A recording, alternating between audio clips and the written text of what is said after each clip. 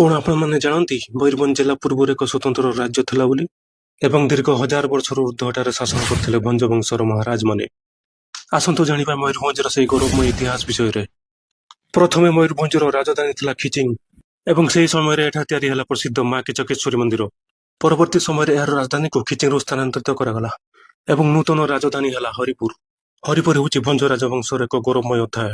ସେ ସମୟରେ ମହାରାଜ ଥିଲେ ହରିହର ଭଞ୍ଜ। ତାଙ୍କ ଦ୍ୱାରା ନିର୍ମିତ ହରିପୁରଗଡ଼ ହେଉଛି ଏକ ବିରଳ ଇଟା ସ୍ଥାପତ୍ୟ। ଶେଷରେ 18ତମ ଶତାବ୍ଦୀରେ ରାଜଧାନୀ ହେଲା ବାରିପଦା। ମୟୂରଭଞ୍ଜର ପ୍ରସିଦ୍ଧ ମହାରାଜାଙ୍କ ମଧ୍ୟରୁ ଜଣେ ଥିଲେ ମହାରାଜା ଶ୍ରୀରାମଚନ୍ଦ୍ର ଭଞ୍ଜଦେବ। ତାଙ୍କ ଶାସନ କାଳକୁ କୁହାଯାଏ ମୟୂରଭଞ୍ଜର ସୁବର୍ଣ୍ଣ ଅଧ୍ୟାୟ। ସେ ବାରିପଦାର ସୌନ୍ଦର୍ଯ୍ୟ ବର୍ଦ୍ଧନ ଏବଂ ସର୍ବବିଧ ଉନ୍ନତି ପାଇଁ ମ୍ୟୁନିସିପାଲିଟିର ସ୍ଥାପନା କରିଥିଲେ। ବାରିପଦାରେ ଓଡ଼ିଶାର ପ୍ରଥମ ରେଲୱେ ଚଳାଚଳ କରାଇବାରେ ତାଙ୍କର ବହୁତ ବଡ଼ ଅବଦାନ ରହିଛି।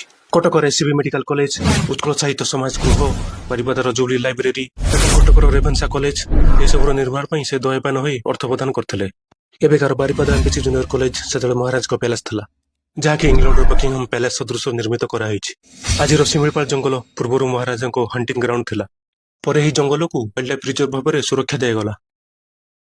ଆଜି ଭଞ୍ଜ ରାଜାଙ୍କ ରାଜତ୍ୱ ଶେଷ ହୋଇଯାଇଛି, କିନ୍ତୁ ତାଙ୍କ ରାଜପ୍ରସାଦ ଏବେ ବି ଅଛି, ଯାହା ବେଲଭେଡିଆ ପ୍ୟାଲେସ ନାମରେ ପରିଚିତ।